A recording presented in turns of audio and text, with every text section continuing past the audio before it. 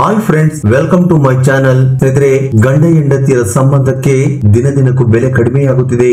ಮದುವೆ ಅನ್ನೋ ಸಂಬಂಧಕ್ಕೆ ಮುಡುಪಾಗಿದ್ದು ಜೀವನ ಪರ್ಯಂತ ಒಬ್ಬರಿಗೊಬ್ಬರು ಜೊತೆಯಲ್ಲಿ ಇರುತ್ತೇವೆಂದು ಕೈ ಮೇಲೆ ಕೈ ಇಟ್ಟು ಕೊಟ್ಟಿರುವ ಮಾತನ್ನು ಮರೆತು ತಮ್ಮ ಸಂಬಂಧಗಳಿಗೆ ಬೆಂಕಿ ಇಡುತ್ತಿದ್ದಾರೆ. ಪಕ್ಕದ ಮನೆಯ ಅಳಸಿದ ಅನ್ನವೂ ಕೂಡ ರುಚಿ ಎನ್ನುವಂತೆ ಮನೆಯಲ್ಲಿರುವ ಸುಂದರವಾದ ಹೆಂಡತಿಯನ್ನು ಅಥವಾ ಗಂಡನನ್ನು ಇಟ್ಟುಕೊಂಡು ತಮ್ಮ ನೀಚ ಮನಸ್ಥಿತಿಯಿಂದ ಅಕ್ರಮ ಸಂಬಂಧಗಳನ್ನು ಇಟ್ಟುಕೊಂಡು ತಮ್ಮ ಹಸಿರಾದ ಸಂಸಾರಕ್ಕೆ ಬೆಂಕಿ ಇಟ್ಟುಕೊಳ್ಳುತ್ತಿದ್ದಾರೆ. ಅವರು ಮಾಡಿದ ತಪ್ಪನ್ನು ತಿಳಿದುಕೊಳ್ಳುವಷ್ಟರಲ್ಲಿ ನಡೆಯಬಾರದ ದುಷ್ಕೃತ್ಯ ನಡೆದು ಹೋಗಿರುತ್ತದೆ.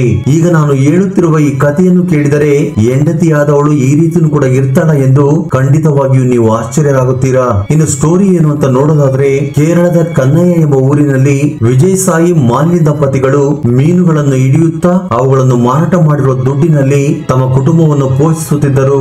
ಇನ್ನು ಇವರ ಅನನ್ಯ ಸಂಸಾರದ ಪ್ರೀತಿಯ ಕಾಣಿಕೆಯಾಗಿ ಒಂದು ಗಂಡು ಮಗು, 3 ಹೆಣ್ಣು ಮಕ್ಕಳು ಇರುತ್ತಾರೆ. ಅದರಲ್ಲಿ ಕೊನೆಯ ಸಂತಾನವೇ ಸಂದೀಪ್. ಓದಿನಲ್ಲಿ ತುಂಬಾ ಚುರುಕಾಗಿದ್ದ ಸಂದೀಪ್ ಚೆನ್ನಾಗಿ ಓದಿ ಡಾಕ್ಟರ್ ಆಗಬೇಕೆಂಬ ಆಸೆ ಹೊಂದಿರುತ್ತಾನೆ. ಅಷ್ಟೊತ್ತಿಗಾಗಲೇ ಅವನ ತಂದೆ ತಾಯಿಗಳು ಅವನ ಮುಂದಿನ ವಿದ್ಯಾಭ್ಯಾಸಕ್ಕಾಗಿ ಸ್ವಲ್ಪ ದುಡ್ಡು ಮತ್ತು ಒಂದಿಷ್ಟು ಜಮೀನನ್ನು ಖರೀದಿ ಮಾಡಿರುತ್ತಾರೆ. ಹಾಗೆ ಇಂಟರ್ ಮತ್ತು ಎಂಸೆಟ್ ನಲ್ಲಿ ಒಳ್ಳೆ ಮಾರ್ಕ್ಸ್ ಗಳು ಬಂದಿದ್ದರಿಂದ ಸಂದೀಪ್ಗೆ ಗೌರ್ಮೆಂಟ್ ಕಾಲೇಜಿನಲ್ಲಿ ಫ್ರೀ ಸೀಟ್ ಸಿಗುತ್ತದೆ. ಇದರಿಂದ ಸಂದೀಪ್ ನ ತಂದೆ ತಾಯಿಗಳ ಸಂತೋಷಕ್ಕೆ ಮಿತಿ ಇರುವುದಿಲ್ಲ.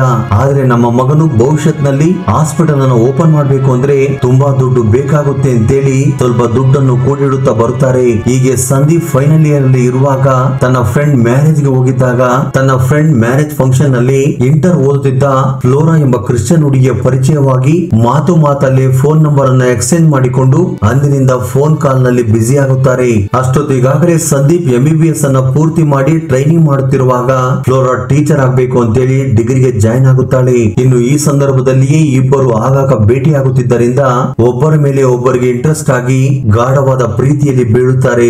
ವ್ಯಾಲೆಂಟೈನ್ಸ್ ಡೇ ದಿನ ಸಂದೀಪ್ ಫ್ಲೋರಾಗೆ ಪ್ರಪೋಸ್ ಮಾಡಿದಾಗ ಅದಕ್ಕೆ ಫ್ಲೋರಾ ಕೂಡ ಅಕ್ಸೆಪ್ಟ್ ಮಾಡುತ್ತಾಳೆ. ಅಂದಿನಿಂದ ಇವರಿಬ್ಬರು ತಮ್ಮ ರಿಲೇಶನ್ಶಿಪ್ ಅನ್ನ ಮೇಂಟೈನ್ ಮಾಡುತ್ತಾ ಟೈಮ್ ಸಿಕ್ಕಾಗಲೆಲ್ಲ ಲಾಡ್ಜ್ ಗೆ ಹೋಗುತ್ತಾ ಅಲ್ಲಿ ಏಕಾಂತವಾಗಿ ಕಳೆಯುತ್ತಿದ್ದರು. ಹೀಗೆ 5 ವರ್ಷಗಳ ಕಾಲ ಸಿನ್ಸಿಯರ್ ಆಗಿ ಪ್ರೀತಿ ಮಾಡುತ್ತಾ ತನ್ನ ರಿಲೇಶನ್ಶಿಪ್ ಅನ್ನ ಸೀಕ್ರೆಟ್ ಆಗಿ ಮೇಂಟೈನ್ ಮಾಡುತ್ತಾರೆ. ಇದು ಹೀಗಿರುವಾಗ ಫ್ಲೋರಾ ತನ್ನ MSc ಡಿಗ್ರಿಯನ್ನ ಪೂರ್ತಿ ಮಾಡಿದಾಗ ಸಂದೀಪ್ ತನ್ನ ಟ್ರೈನಿಂಗ್ ಅನ್ನ ಪೂರ್ತಿ ಮಾಡಿ ಓನ್ ಆಗಿ ಒಂದು ಕ್ಲಿನಿಕ್ ಅನ್ನ ಇಟ್ಟುಕೊಳ್ಳಬೇಕೆಂದುಕೊಳ್ಳುತ್ತಾನೆ. ಆದ್ರೆ ಅದೇ ಸಮಯದಲ್ಲಿ ಒಂದು ಪ್ರೈವೇಟ್ ಹಾಸ್ಪಿಟಲ್ ಅಲ್ಲಿ ಜಾಬ್ ಸಿಕ್ಕಿದ್ದರಿಂದ ಆ ಜಾಬ್ ಮಾಡಿಕೊಂಡು ಒಂದು ಕ್ಲಿನಿಕ್ ಅನ್ನ ರನ್ ಮಾಡಬೇಕೆಂದು ತನ್ನ ತಂದೆ ತಾಯಿ ಕೊಟ್ಟಿರುವ ದುಡ್ಡನ್ನು ಮತ್ತು ಸ್ವಲ್ಪ ಜಮೀನನ್ನು ಕೂಡ ಮಾರಾಟ ಮಾಡಿ ಒಂದು ಕ್ಲಿನಿಕ್ ಅನ್ನ ರನ್ ಮಾಡುತ್ತಾನೆ.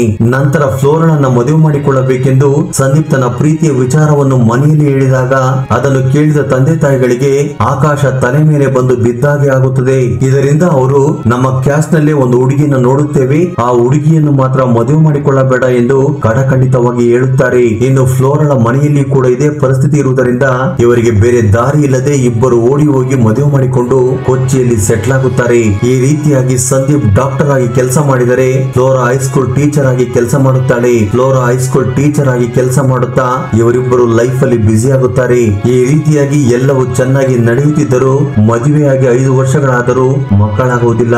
ಅದಕ್ಕಾಗಿ ಫ್ಲೋರಾ ಡಾಕ್ಟರ್ ಅನ್ನು ಭೇಟಿಯಾದಾಗ ಚೆಕ್ ಮಾಡಿದ ಡಾಕ್ಟರ್ಗಳು, ನಿನಗೆ ಥೈರಾಯ್ಡ್ ಇದೆ, ಆದ್ದರಿಂದಲೇ ನಿನಗೆ ಮಕ್ಕಳಾಗುತ್ತಿಲ್ಲ, ಅದಕ್ಕಾಗಿ ಟ್ರೀಟ್ಮೆಂಟ್ ತಗೊಂಡು ವರ್ಕೌಟ್ ಮಾಡಿದರೆ ಮಕ್ಕಳಾಗುವ ಅವಕಾಶ ಇದೆ ಎಂದು ಹೇಳಿದ್ದರಿಂದ ಅದಕ್ಕೋಸ್ಕರ ಫ್ಲೋರಾ ಟ್ರೀಟ್ಮೆಂಟ್ ತೆಗೆದುಕೊಳ್ಳುತ್ತಾ ಒಂದು ಜಿಮ್ ಗೆ ಜಾಯಿನ್ ಆಗುತ್ತಾಳೆ. ಇನ್ನು ಅಲ್ಲಿಯೇ ಆನಂದ್ ಎಂಬ ವ್ಯಕ್ತಿ ಟ್ರೈನರ್ ಆಗಿ ಕೆಲಸ ಮಾಡುತ್ತಾ ಫ್ಲೋರಾಗೂ ಪರ್ಸನಲ್ ಟ್ರೈನರ್ ಆಗುತ್ತಾನೆ. ಆಗ ಆನಂದ್ಗೆ ಸುಂದರವಾಗಿರುವ ಫ್ಲೋರಳ ಮೇಲೆ ಕಣ್ಣು ಬೀಳುತ್ತದೆ. ಹೀಗೆ ವರ್ಕೌಟ್ ಮಾಡುತ್ತಿರುವಾಗ ಆನಂದ್ ಫ್ಲೋರಳನ್ನ ಟಚ್ ಮಾಡುತ್ತಾ ಅವಳಿಗೆ ಕೋರಿಕೆಗಳು ಹುಟ್ಟುವ ಹಾಗೆ ಕೀಟಲೆ ಮಾಡುತ್ತಿದ್ದನು. ಇದು ಹೀಗಿರುವಾಗ ಆನಂದ್ಗೆ ಈಗಾಗಲೇ ಮದುವೆಯಾಗಿ 2 ಮಕ್ಕಳಿದ್ದರೂ ಕೂಡ ಫ್ಲೋರಳ ಸೌಂದರ್ಯಕ್ಕೆ ಫಿದಾ ಆಗಿ ಅವಳನ್ನು ಹೇಗಾದ್ರೂ ಮಾಡಿ ಅನುಭವಿಸಬೇಕೆಂದುಕೊಳ್ಳುತ್ತಾನೆ. ಹೀಗೆ ಒಂದು ಸಾರಿ ಫ್ಲೋರಲ್ಗೆ ಕಾಲ್ ಮಾಡಿದ ಆನಂದ್, ಒಂದು ವೇಳೆ ನಿನಗೆ ಜಿಮ್ ಗೆ ಬರುವುದಕ್ಕೆ ಆಗಲಿಲ್ಲವೆಂದರೆ ಇನ್ಫಾರ್ಮ್ ಮಾಡು, ನಾನೇ ಮನೆಗೆ ಬಂದು ವರ್ಕೌಟ್ ಮಾಡಿಸುತ್ತೇನೆ ಎಂದು ಹೇಳಿದ್ದರಿಂದ ಫ್ಲೋರಾಗೆ ಒಂದು ದಿನ ಸ್ಕೂಲ್ ಅಲ್ಲಿ ಲೇಟ್ ಆಗಿದ್ದರಿಂದ ಜಿಮ್ ಗೆ ಹೋಗುವುದಕ್ಕೆ ಸಾಧ್ಯವಾಗದಿದ್ದರಿಂದ ಆನಂದ್ಗೆ ಕಾಲ್ ಮಾಡಿ ಮನೆಗೆ ಬರುವುದಕ್ಕೆ ಹೇಳುತ್ತಾಳೆ.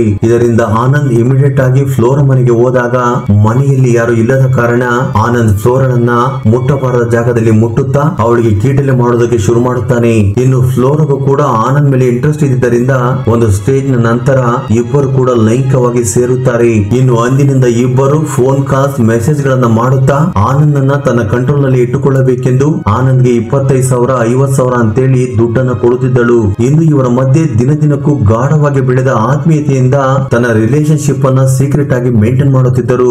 ಅಷ್ಟೇ ಅಲ್ಲದೆ ಫ್ಲೋರಾ ಫ್ಲೋರಾಗೆ ತನ್ನ ಗಂಡನ ಮೇಲೆ ಇಂಟ್ರೆಸ್ಟ್ ಹೋಗಿ ಆನಂದ್ ಜೊತೆ ಇದ್ರೆ ನನ್ನ ಲೈಫ್ ಚೆನ್ನಾಗಿರುತ್ತೆ ಅಂತೇಳಿ ಅವನನ್ನೇ ಮದುವೆ ಮಾಡಿಕೊಳ್ಳಬೇಕೆಂದುಕೊಳ್ಳುತ್ತಾಳೆ. ಇದು ಹೀಗಿರುವಾಗ ಫ್ಲೋರಳ ಬಿಹೇವಿಯರ್ ನಲ್ಲಿ ಬದಲಾವಣೆಗಳು ಕಂಡಿದ್ದರಿಂದ ಸಂದೀಪ್ಗೆ ಅನುಮಾನ ಬಂದು ಫ್ಲೋರಾ ಸ್ನಾನಕ್ಕೆ ಹೋದಾಗ ಆಕೆಯ ಫೋನ್ ಅನ್ನು ಚೆಕ್ ಮಾಡಿದಾಗ ಜಿಮ್ ಟ್ರೈನರ್ ಜೊತೆ ಕ್ಲೋಸ್ ಆಗಿ ಚಾಟ್ ಮಾಡುವುದು, ಪರ್ಸನಲ್ ಫೋಟೋಗಳನ್ನು ಆತನಿಗೆ ಕಳಿಸಿರುವುದನ್ನ ನೋಡಿ ಶಾಕ್ ಆಗುತ್ತಾನೆ. ಇನ್ನು ಕೋಪದಲ್ಲಿ ಇದೇ ವಿಷಯದ ಬಗ್ಗೆ ತನ್ನ ಹೆಂಡತಿಯನ್ನು ಕೇಳಿದಾಗ ಅದಕ್ಕೆ ಆಕೆ ಆ ರೀತಿ ಏನೂ ಇಲ್ಲ, ಸುಮ್ಮನೆ ನನ್ನ ಅನುಮಾನಿಸ್ತಿದ್ಯಾ ಅಂತೇಳಿ ಜಗಳ ಶುರು ಮಾಡುತ್ತಾಳೆ. ಇದರಿಂದ ಸಂದೀಪ್ ಏನು ಮಾಡಲಾಗದ ಪರಿಸ್ಥಿತಿಗೆ ಬೀಳುತ್ತಾನೆ. ಹೀಗೆ ಒಂದು ಸಾರಿ ಸಂದೀಪ್ ಕ್ಲಿನಿಕ್ ಗೆ ಬೇಗ ಹೋಗಿದ್ದರಿಂದ ಆನಂದ್ಗೆ ಕಾಲ್ ಮಾಡಿದ ಫ್ಲೋರಾ ಅವನನ್ನು ಮನೆಗೆ ಕರೆಸಿಕೊಂಡು ರೂಮ್ ನಲ್ಲಿ ತಮ್ಮ ಕೋರಿಕೆಗಳನ್ನು ತೀರಿಸಿಕೊಳ್ಳುತ್ತಿರುವಾಗ ಡೋರ್ ಬೆಲ್ ಸೌಂಡ್ ಕೇಳಿಸುತ್ತದೆ. ಆಗ ಜಿಮ್ ಟ್ರೈನರ್ ಹೋಗಿ ಡೋರ್ ತೆಗೆದಾಗ ಎದುರುಗಡೆ ಇದ್ದ ಸಂದೀಪ್ ನನ್ನ ನೋಡಿ ಶಾಕ್ ಆಗುತ್ತಾನೆ.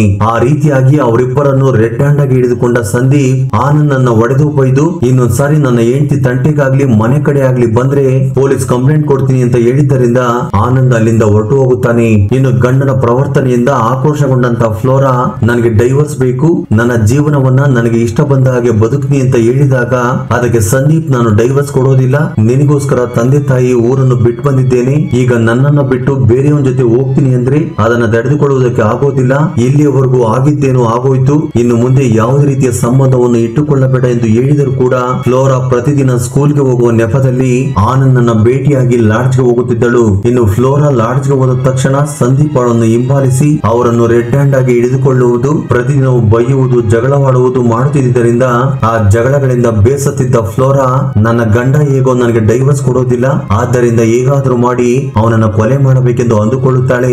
ಅದಕ್ಕೋಸ್ಕರ ಆನಂದ್ಗೆ 1,00,000 ರೂಪಾಯಿಯನ್ನ ಕೊಟ್ಟು ಬಾಡಿಗೆ ಗೂಂಡಗಳ ಬಳಿ ಈ ಕೆಲಸವನ್ನ ಮಾಡಿಸು ಎಂದು ಹೇಳುತ್ತಾಳೆ. ಆದರೆ ಆನಂದ್ ಮಾತ್ರ ಈ ದುಡ್ಡನ್ನು ಉಳಿಸಿಕೊಳ್ಳಬೇಕೆಂದು ತನ್ನ ಫ್ರೆಂಡ್ ಅರುಣ್ ಜೊತೆ ಸೇರಿಕೊಂಡು ಒಂದು ಪ್ಲಾನ್ ಅನ್ನು ಮಾಡುತ್ತಾನೆ. ಸಂದೀಪ್ ತನ್ನ ಜಾಬ್ ಅನ್ನು ಮುಗಿಸಿಕೊಂಡು ರಾತ್ರಿ 10 ಗಂಟೆ ಸಮಯದಲ್ಲಿ ಮನೆಗೆ ಹೋಗುತ್ತಿರುವಾಗ ಆತನನ್ನು ಹಿಂಬಾಲಿಸುತ್ತಿದ್ದ ಆನಂದ್ ಮತ್ತು ಅವನ ಫ್ರೆಂಡ್ ಅರುಣ್ ಒಂದು ನಿರ್ಜನವಾದ ಪ್ರದೇಶ ಬಂದ ತಕ್ಷಣ ಆನಂದ್ ತನ್ನ ಫ್ರೆಂಡ್ ಜೊತೆ ಸಂದೀಪ್ ಕಾರ್ ಅನ್ನು ಓವರ್ಟೇಕ್ ಮಾಡಿ ಕೋಳಿಯ ಮೊಟ್ಟೆಯನ್ನು ಕಾರ್ ಗ್ಲಾಸ್ ಮೇಲೆ ಹೊಡೆದಿದ್ದರಿಂದ ಸಂದೀಪ್ಗೆ ಮುಂದೆ ಏನು ಕಾಣಿಸದೆ ಕಾರನ್ನು ನಿಲ್ಲಿಸುತ್ತಾನೆ. ನಂತರ ಸಂದೀಪ್ ಕಾರಿನಿಂದ ಇಳಿದ ತಕ್ಷಣ ಅಲ್ಲೇ ಅವಿತು ಕುಳಿತಿದ್ದ ಆನಂದ್ ಮತ್ತು ಅರುಣ್ ಸುತ್ತಿಗೆಯಿಂದ ದಾಳಿ ಮಾಡಿ ಅವನನ್ನ ಕೊಲೆ ಮಾಡುತ್ತಾರೆ. ಆ ನಂತರ ಆನಂದ್ ನೇರವಾಗಿ ಫ್ಲೋರಳ ಬಳಿಗೆ ಹೋಗಿ ನಡೆದ ವಿಷಯವನ್ನು ಹೇಳಿ ನಮ್ಮನ್ನು ಇನ್ನು ಮುಂದೆ ತಡೆಯುವವರು ಯಾರು ಇಲ್ಲ ಅಂತೇಳಿ ಸಂತೋಷದಿಂದ ರಾತ್ರಿ ಎಲ್ಲ ತಮ್ಮ ಕಾಮ ಕೋರಿಕೆಗಳನ್ನ ತೀರಿಸಿಕೊಳ್ಳುತ್ತಾರೆ. ಇದು ಹೀಗಿರುವಾಗ ಬೆಳಿಗ್ಗೆನೆ ಒಬ್ಬ ವ್ಯಕ್ತಿ ಬೈಕ್ ಅಲ್ಲಿ ಹೋಗುತ್ತಿರುವಾಗ ರಕ್ತದ ಮಡುವಿನಲ್ಲಿ ಬಿದ್ದಿದ್ದ ಸಂದೀಪನ ನೋಡಿ ಪೊಲೀಸರಿಗೆ ಇನ್ಫಾರ್ಮ್ ಮಾಡಿದಾಗ ಘಟನಾ ಸ್ಥಳಕ್ಕೆ ಬಂದ ಪೊಲೀಸರು ಸಂದೀಪನ ಐಡಿ ಕಾರ್ಡ್ ನ ಆಧಾರದ ಮೇಲೆ ಮನೆಗೆ ಕಾಲ್ ಮಾಡಿ ಪೂರ್ತಿ ವಿಷಯವನ್ನು ಹೇಳಿದಾಗ ಫ್ಲೋರಾ ಜೋರಾಗಿ ಅಳುತ್ತಾ ನನಗೇನು ಗೊತ್ತಿಲ್ಲ ಎನ್ನುವಂತೆ ನಾಟಕ ಮಾಡುತ್ತಾ ಬಾಡಿಯನ್ನು ನೋಡುವುದಕ್ಕೆ ಹಾಸ್ಪಿಟಲ್ಗೆ ಬರುತ್ತಾಳೆ. ಮೊದಲಿಗೆ ಕಳ್ಳರು ಜ್ಯುವೆಲರಿ, ದುಡ್ಡು, ಮೊಬೈಲ್ಗೋಸ್ಕರ ಈ ರೀತಿ ಮಾಡಿದ್ದಾರೆ ಎಂದು ಅಂದುಕೊಳ್ಳುತ್ತಾರೆ. ನಂತರ ಅಕ್ಕಪಕ್ಕದ ಮನೆಯವರು ಕೊಟ್ಟಿರುವ ಸ್ಟೇಟ್ಮೆಂಟ್ ನ ಆಧಾರದ ಮೇಲೆ ಗಂಡ ಹೆಂಡತಿ ಆಗಾಗ ಜಗಳ ಮಾಡುತ್ತಿದ್ದರು. ಮುಖ್ಯವಾಗಿ ಸಂದೀಪ್ ಮನೆಯಲ್ಲಿರದ ಸಂದರ್ಭದಲ್ಲಿ ಜಿಮ್ ಟ್ರೈನರ್ ಮನೆಗೆ ಬರುತ್ತಿದ್ದ ಎಂದು ಹೇಳಿದ್ದರಿಂದ ಪೊಲೀಸರಿಗೆ ಅನುಮಾನ ಬಂದು ಫ್ಲೋರಳ ಕಾಲ್ ಡೀಟೇಲ್ಸ್ ಅನ್ನು ಚೆಕ್ ಮಾಡಿದಾಗ ಹೆಚ್ಚಾಗಿ ಆನಂದ್ ಜೊತೆ ಮಾತನಾಡಿರುವುದು, ಅದರಲ್ಲೂ ಗಂಡ ಸತ್ತು ಹೋಗಿರುವ ದಿನ ಹೆಚ್ಚು ಸಮಯ ಮಾತನಾಡಿರುವುದನ್ನ ನೋಡಿ ಮೊದಲಿಗೆ ಆಕೆಯನ್ನು ವಿಚಾರಿಸಿದಾಗ ನನಗೇನು ಗೊತ್ತಿಲ್ಲ ಎಂದು ನಾಟಕ ಮಾಡಿದ್ದರಿಂದ ನಂತರ ಪೊಲೀಸರು ತಮ್ಮ ಸ್ಟೈಲ್ ಅಲ್ಲಿ ಎನ್ಕ್ವೈರಿ ಶುರು ಮಾಡುತ್ತಾರೆ. ಆಗ ಫ್ಲೋರಾ ನಡೆದ ವಿಷಯವನ್ನು ಒಪ್ಪಿಕೊಂಡಿದ್ದರಿಂದ ಈ ಘಟನೆ ಎಲ್ಲ ಕಡೆ ವೈರಲ್ ಆಗುತ್ತದೆ. ಇನ್ನು ಫ್ಲೋರಳ ಜೊತೆ ಆನಂದ್ ಮತ್ತು ಅರುಣ್ ಮೇಲೆ ಕೇಸ್ ಫೈಲ್ ಮಾಡಿದ ಪೊಲೀಸರು ಅವರನ್ನು ಕೋರ್ಟ್ಗೆ ಪ್ರೊಡ್ಯೂಸ್ ಮಾಡಿದಾಗ ಈ ಮೂವರಿಗೂ 20 ವರ್ಷಗಳ ಕಾಲ ಕಠಿಣ ಕಾರಾಗೃಹ ಶಿಕ್ಷೆ ನೀಡಬೇಕೆಂದು ಕೋರ್ಟ್ ತೀರ್ಪು ನೀಡುತ್ತದೆ. ಈ ಇನ್ಸಿಡೆಂಟ್ ಬಗ್ಗೆ ನಿಮ್ಮ ಅಭಿಪ್ರಾಯ ಅನಿಸಿಕೆಗಳನ್ನು ಕಮೆಂಟ್ ಬಾಕ್ಸ್ ಅಲ್ಲಿ ಕಮೆಂಟ್ ಮಾಡಿ. ಹಾಗೆ ಈ ವಿಡಿಯೋ ನಿಮ್ಗೆ ಇಷ್ಟವಾಗಿದ್ದರೆ ಲೈಕ್ ನೀಡುವುದನ್ನು ಮರೆಯಬೇಡಿ. Thanks for watching.